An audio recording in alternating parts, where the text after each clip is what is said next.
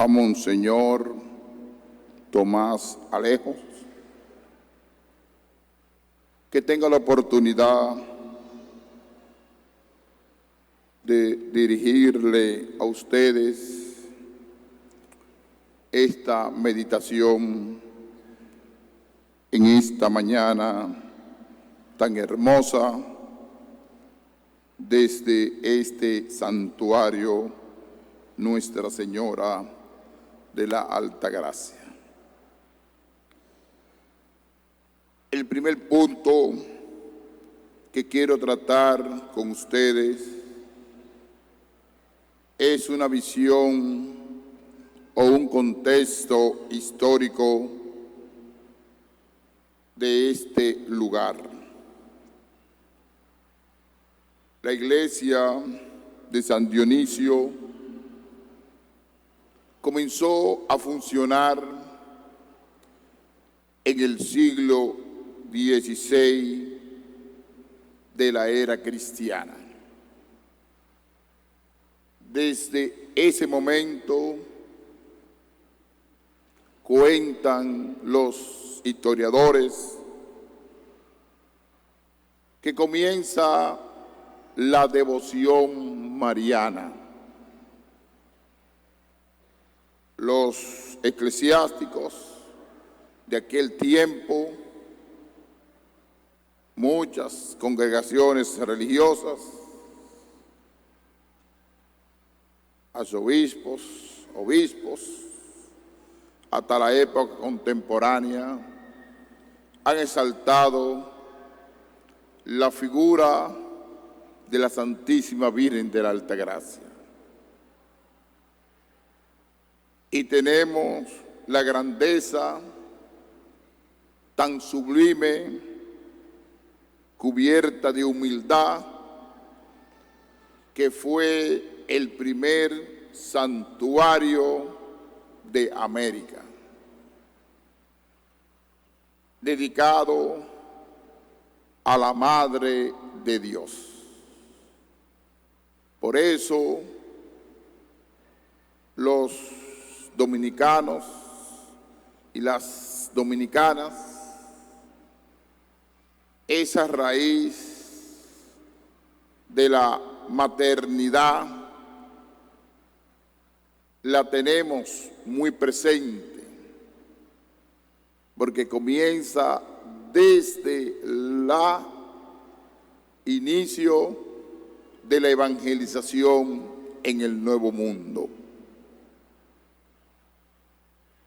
El contexto histórico es que la devoción mariana comenzó aquí, en la parroquia de San Dionisio, que ahí era que estaba el cuadro de Nuestra Señora de la Altagracia, cuadro milagroso, y ustedes han observado que de ese santuario existe la vía sacra con sus estaciones, y la gente primero van a la memoria histórica donde estaba la madre y vienen caminando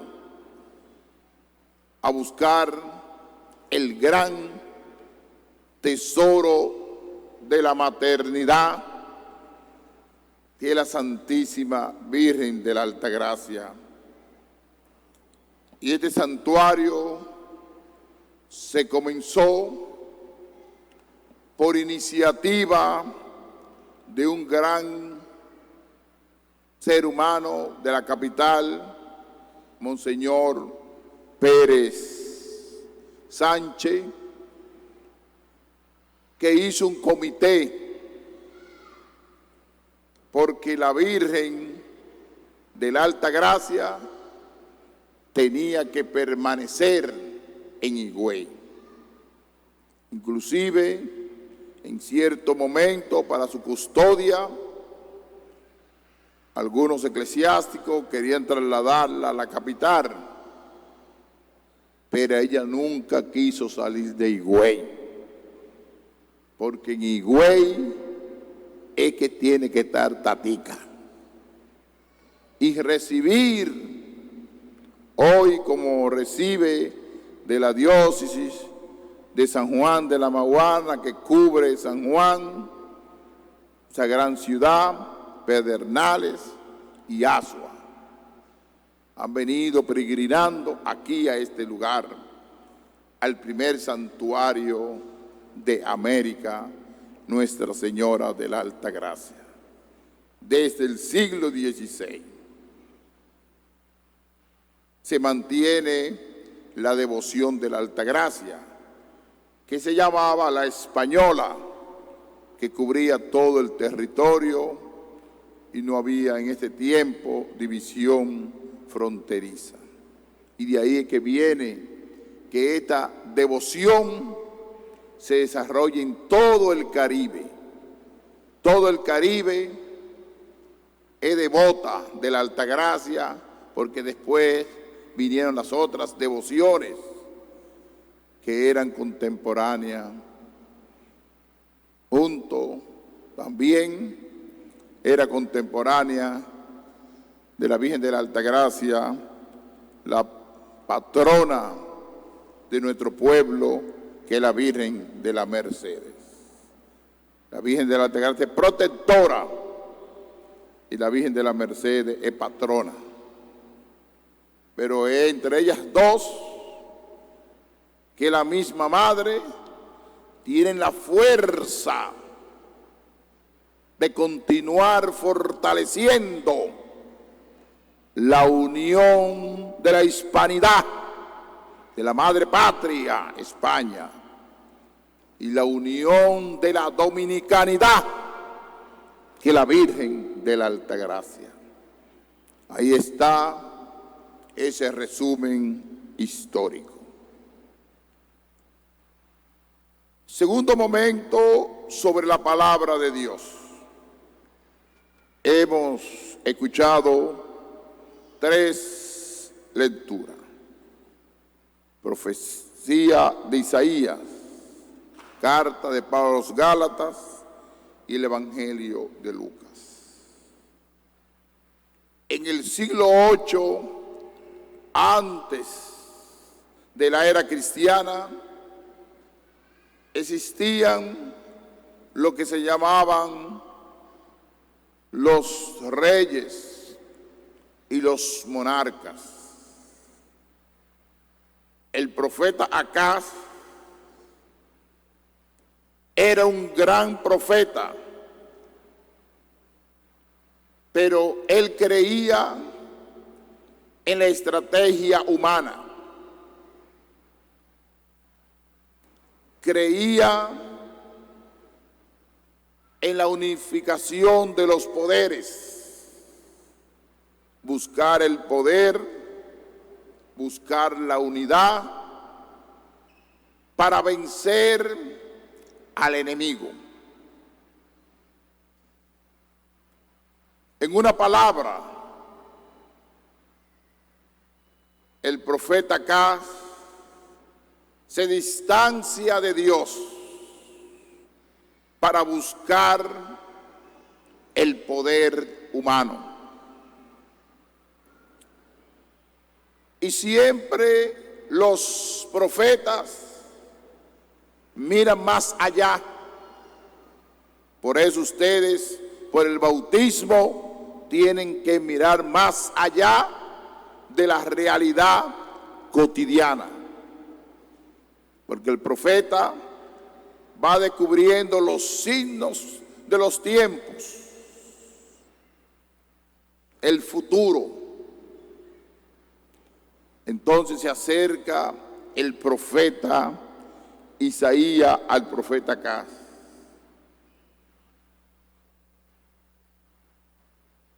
Le dice: pide una señal al Señor, y Dios en lo hondo del abismo, en lo alto del cielo. Respondió Acaz: no lo pido. La dimensión humana, la soberbia, la grandeza del ser humano delante de lo más noble, de lo más puro, que es la palabra humildad del profeta.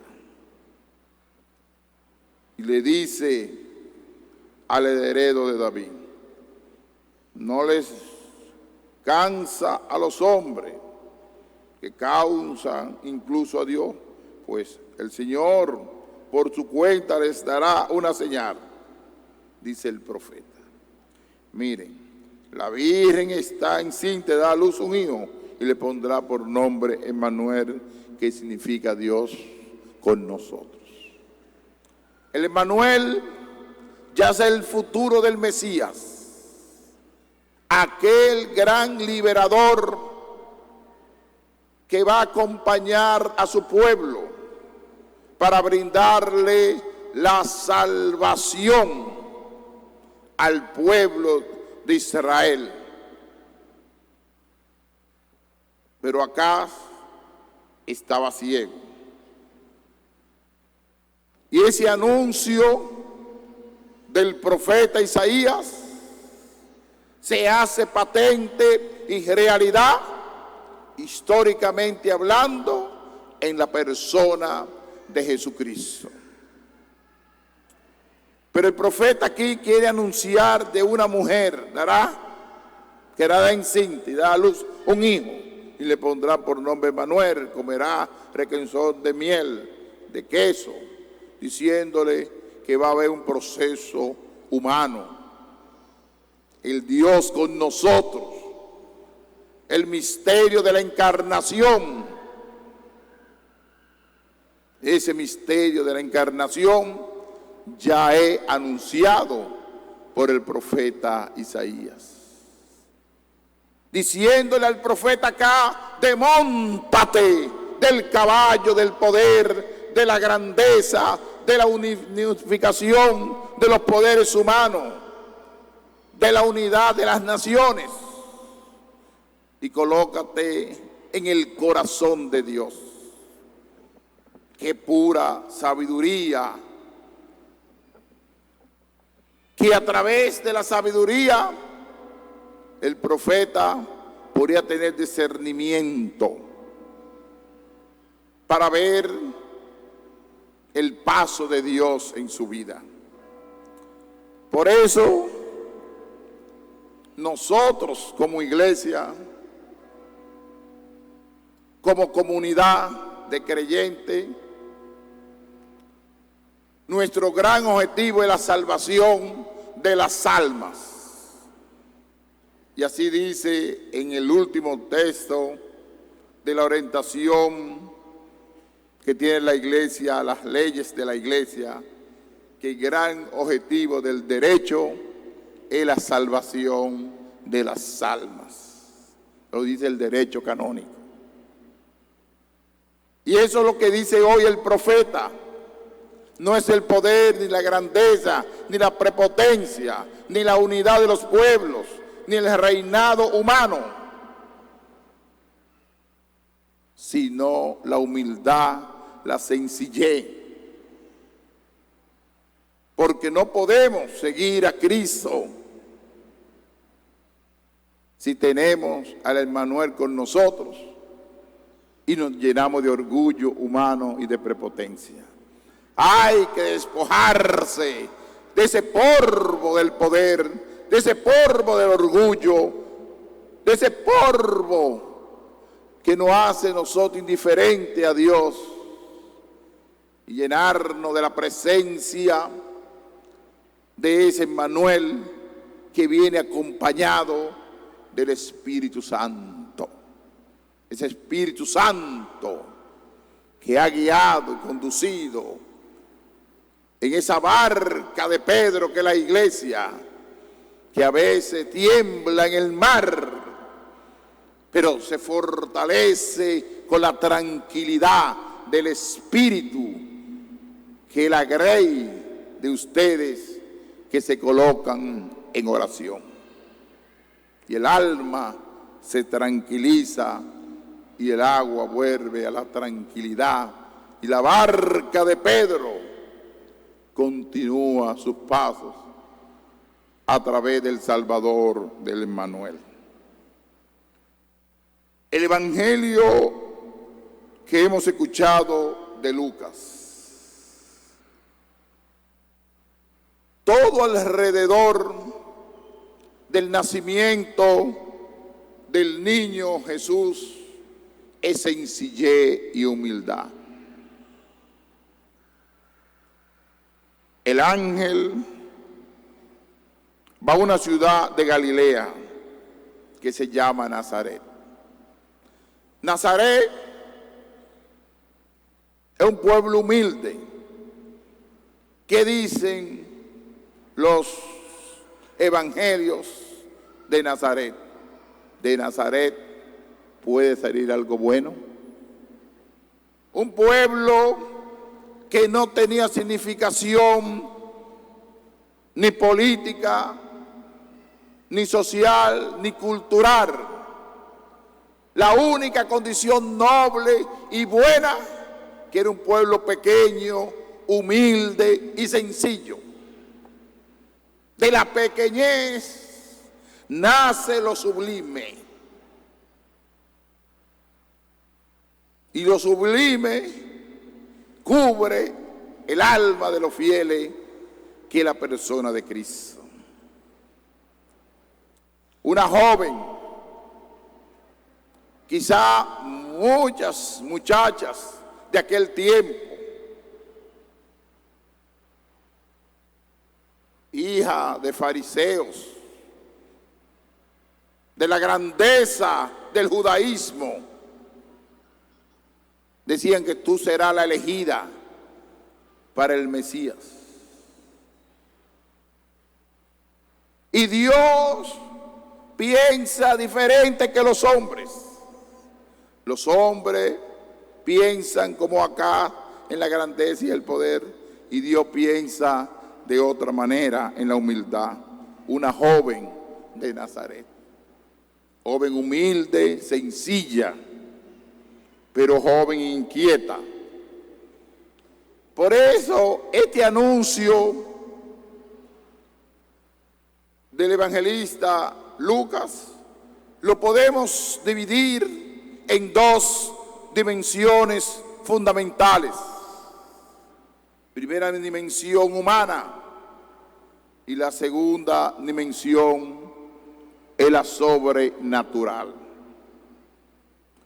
La dimensión humana es cuando el ángel se presenta delante de esa joven inquieta, humilde, inocente, Virgen María, que va a concebir un hijo. Y ella comienza a cuestionar, a indagar, a profundizar, y le hace varias preguntas que el texto lo dice. ¿Cómo será eso pues? No conozco a varón, no he estado con nadie. Y creo que María profundizó más con el ángel. Y el ángel estaba en nombre de Dios. Y era Dios que estaba hablando en ese preciso momento. Ya cuestiona, indaga la dimensión humana de nosotros, que a veces indagamos y cuestionamos los planes de Dios. Y es normal, porque la crisis hace al ser humano madurar. Las situaciones de crisis de un grupo colectivo, de una diócesis, lo hace madurar. ¿Por qué? Porque uno vuelve otra vez, después de un discernimiento y un encuentro con la conciencia, a descubrir la presencia de Dios. Toda esta parte humana de la Santísima Virgen María. ¿Y qué le dice el ángel? En medio del nerviosismo, ¿cómo será eso pues, varón? no conozco a nadie. El ángel utiliza una palabra fundamental que muchos teólogos no la utilizan porque creen que es una palabra que no tiene profundidad teológica, y la tiene cuando le dice el ángel: tranquilízate. ¿Cómo un teólogo va a utilizar tranquilízate? ¿Te parece una palabra simple? Pero esa palabra tiene una gran profundidad, porque la palabra tranquilízate es dejar que el Espíritu, fíjense bien, cuando Cristo en la barca iba durmiendo en el almohadón, tranquilizó el mar y el mar volvió a su calma. Hay que profundizar esta palabra a nivel teológico: tranquilízate.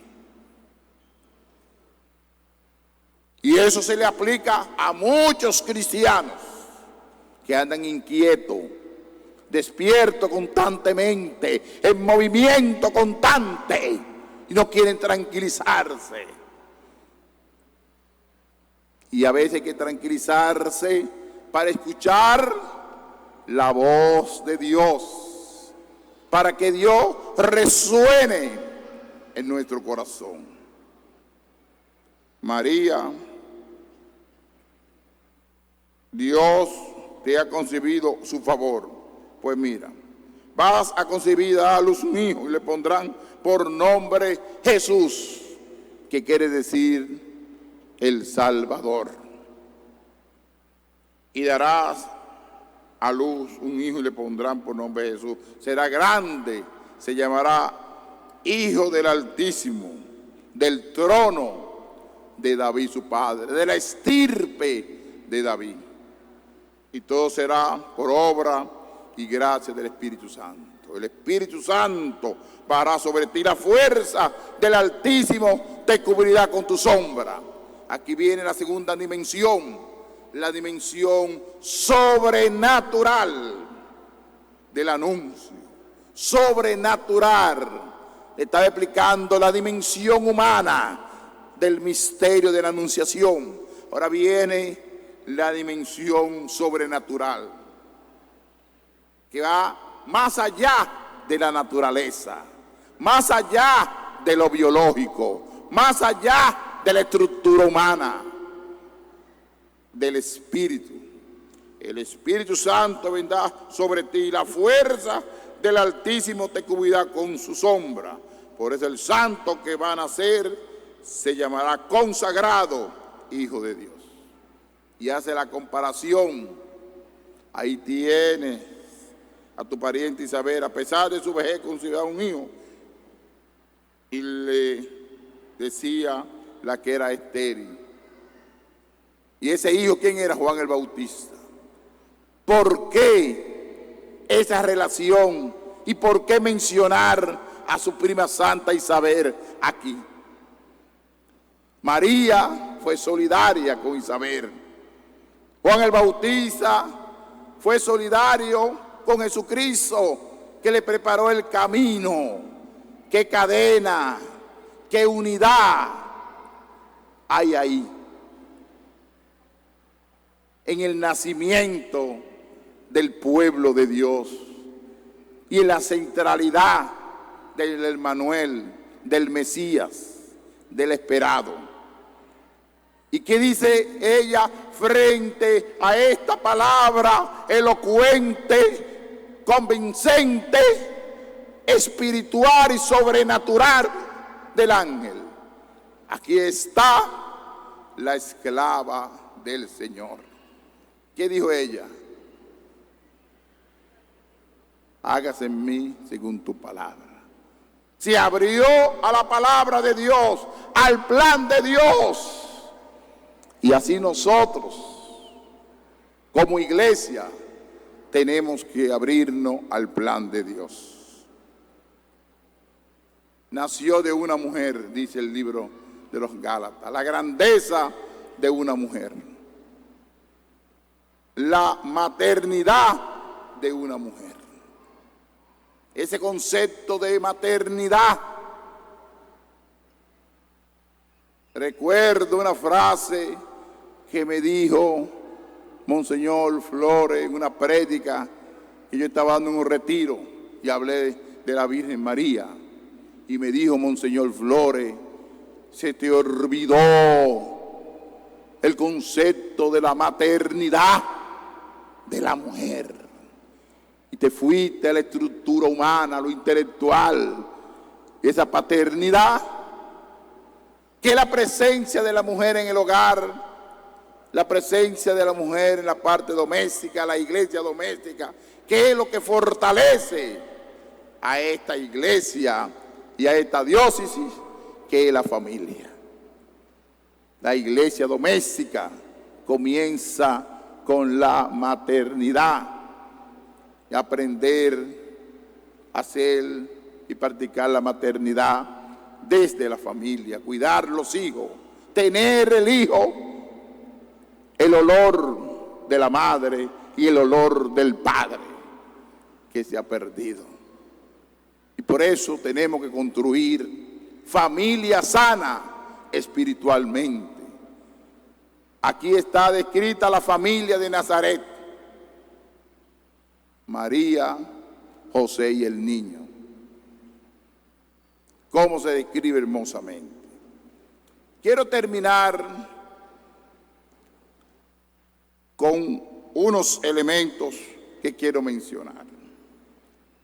En el mundo de hoy estamos viviendo en un mundo de cambio. Y la propia iglesia a veces sufre esa realidad. Por mucho tiempo, por circunstancias históricas y por dinámica histórica, la iglesia ha ido caminando. Han pasado muchos concilios: el concilio de Elvira, el concilio de Trento, el concilio de Nicea. Concilio de Nicea muy importante, donde se creó el credo. Constantinopla, el credo de Nicea, Constantinopla. Después el Vaticano I. Después viene el Vaticano II. En el Vaticano II decía un gran teólogo, amigo de Ratzinger, que solamente se ha vivido un 30% y hay un 70% que todavía no se ha vivido de ese gran documento del Vaticano II. Pero hay que descubrir un detalle, y uno como diócesis tiene que tener cuidado en la interpretación del espíritu del Vaticano II.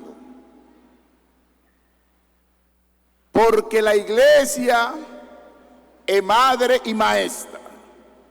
Y por eso, para esa interpretación, ha colocado lo que se llama un magisterio. Y dentro de ese magisterio ha colocado una estructura que es el Papa, sucesor de Pedro, y los sucesores de los apóstoles, que partimos del magisterio. Y por eso la iglesia, donde está el obispo, está la iglesia. Donde está el obispo, está la iglesia, porque es el sucesor de los apóstoles. Entonces, frente al obispo que dirige una diócesis, tenemos que enfrentar muchas situaciones, desde fuera y desde dentro. A través del internet, que todos tienen acceso,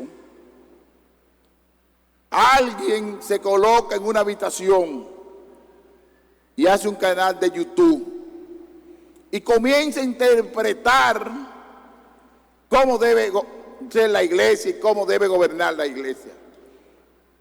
Y enseñarle doctrina desviada y muy acomodada y muy bonita, que se parece que es verdad. Y comienzan con cierta reverdía a hablar contra la iglesia, a hablar contra el Papa, contra todo el mundo, desbaratan a todo el mundo que ellos son la verdadera iglesia y que son católicos también. Y grupos dentro de la iglesia.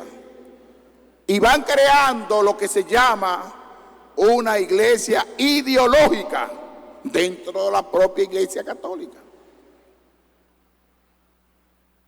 No alrededor del obispo. Y así surgen inclusive, penosamente, muchos grupos, congregaciones,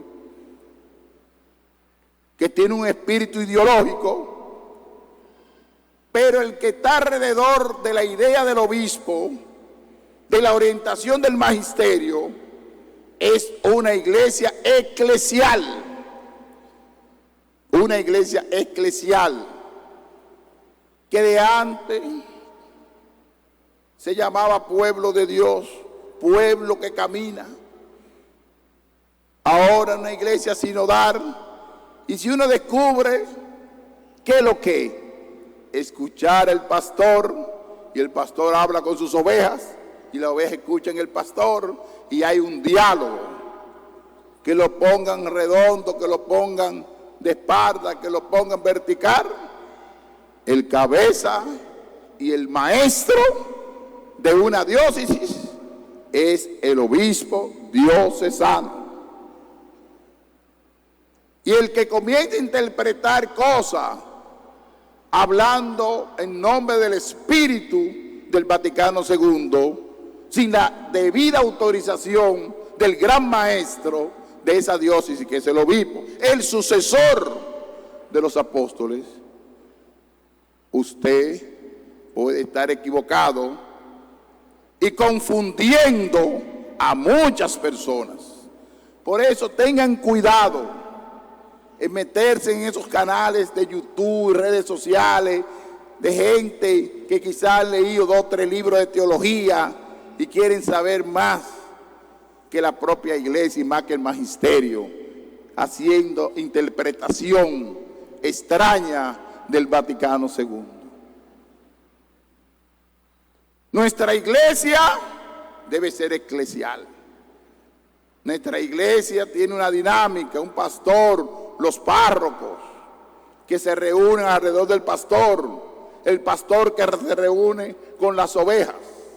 Y por eso Jesucristo, mi gran deseo, que haya un solo rebaño y un solo pastor, llamándola a la unidad. Cuando hay unidad, la iglesia no se hace idealizante, la iglesia se hace eclesial. Y ahí va la fraternidad, la escucha, la dinámica pastoral, todo eso. Pero a veces muchos teólogos hacen, llevándose del espíritu de la interpretación del Vaticano II, su idea de iglesia, y no es su idea, sino la idea del magisterio. ¿Y qué dice el magisterio? A veces tenemos que volver para atrás, porque se han creado fuera de la iglesia muchos magisterios paralelos, y a veces hacen daño. Y mucha gente fijándose en ese YouTube, en ese joven que se comienza a decir que la iglesia para acá, que el latín para acá, y confunden a la gente. Y hay que llevarse de su pastor, el que ha puesto la iglesia frente a la diócesis. En este caso, a mí aquí, en el Altagracia, y a Tomás allá, junto con los sacerdotes. Y construir una iglesia eclesial, pero no construir una iglesia idealizante, ideológica, porque eso está haciendo mucho daño, porque eso crea división y penetra Satanás en los corazones de mucha gente. como le dijo Pablo VI al propio Lefebvre. Se lo dijo Pablo VI. ¿Tú prefieres la división en lugar de la unidad? Hay que preferir la unidad por la iglesia. Uno prefiere la unidad encima de cualquier criterio humano, encima de tu idea. Para eso se eligen el Papa en un concilio, en un cónclave, y todos los obispos y todos los cardenales se reúnen ahí y sopla el Espíritu Santo, y nadie hacemos cálculo humano que va a salir fulano, que fulano será, y el Espíritu sopla por el otro lado, por la otra ventana, y el hombre sale por la ventana verdadera, y ese es lo que no lo esperaba, y ese fue el que llegó. Así es el Espíritu Santo, que sorprende. El Espíritu Santo sorprende, pero dejándose llevar del magisterio, de las reglas de la Iglesia Católica. Por eso, tengan cuidado con esa iglesia idealizante. Queremos construir una iglesia eclesial, que hoy le llaman iglesia sinodal, mañana le llamarán pueblo de Dios, mañana le llamarán con otro nombre, pero todo alrededor del Papa, del obispo, del párroco, de los diáconos, un sistema orgánico, pero no grupo interpretando cosas, interpretando ideas, distanciándose de la unidad eclesial. Eso es lo primero que quería tratar con ustedes. Construir una iglesia eclesial. Y le quiero expresar a Monseñor Tomás Alejos, que está por aquí, que gracias a Dios que se está hace tiempo de los padres redentoristas, de Monseñor Grullón, desde hoy, en esta etapa histórica, la iglesia de San Juan pueden estar orgullosos y seguros que en buena mano está el pandero para esta iglesia eclesial, que es Tomás Alejo, obispo de ustedes.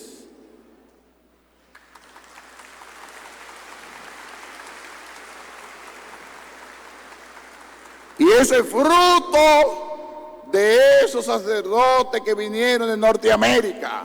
Es fruto de los sacerdotes diocesanos, comenzando con Monseñor Grullón, que florecieron vocaciones y ahora están floreciendo.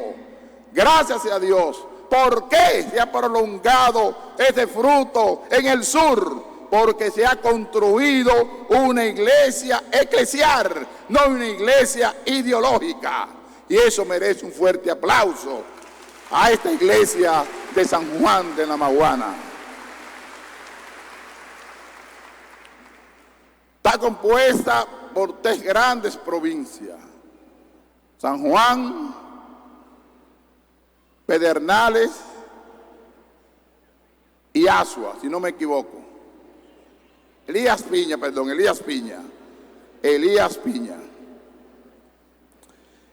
Cada provincia tiene una simbología, pero el sur entero,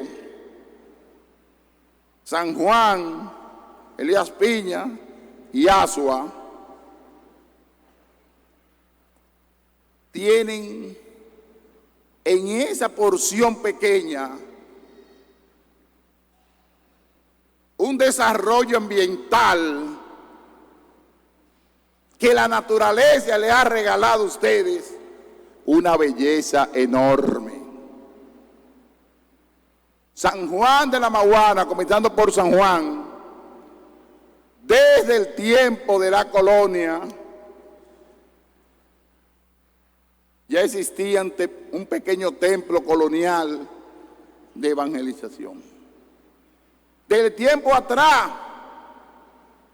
con el gran Enriquillo, esa estatua sublime que hay en Azua, liberador, luchador, de su identidad indígena, su identidad de los primeros pueblos, hombres de América. Estaban ahí como pueblo de Dios, en esa pequeña tribu. Es decir, que esta diócesis se construyó también con la dominicanidad. Fue parte y es parte de la dominicanidad. Y ustedes como diócesis tienen que defender el ser dominicano de pura cepa. Pero quienes han ayudado para mantener ese espíritu, el amor a la dominicanidad, el amor a la lengua, que es el español, ha sido la iglesia evangelizando, pasando por momentos de pobreza, pasando por momentos de limitaciones, pero ha ido floreciendo como una águila solitaria y que baja y reúne y trae los frutos y cae la habichuela, producen el cacao, producen el arroz, aunque vengan a veces bacterias que le hacen daño a la habichuela, pero el ser humano va creando sistemas para que esa bacteria se vaya y tengan habichuela en abundancia, arroz en abundancia. Por eso hay que mantener virgen esa tierra de San Juan, esa tierra de Elías Piña y esa tierra de Azua, encima de cualquier criterio humano, mantener y luchar por un buen ambiente, aunque nos cueste luchar y sacrificio, pero mantener un buen ambiente y defender la naturaleza humana. Ahí está la iglesia, presente como soldado. Cuando yo veo el obispo, y lo he visto por televisión, a Tomás con su sacerdote, defendiendo el medio ambiente, eso me produce alegría, paz, entusiasmo. Decir, hay un pastor que ama esa etapa tan bonita del amor de la ecología, como decía el Papa Francisco. Hay que amar el colmo, hay que amar y defender la naturaleza. Así, siguen hacia adelante, evangelizando.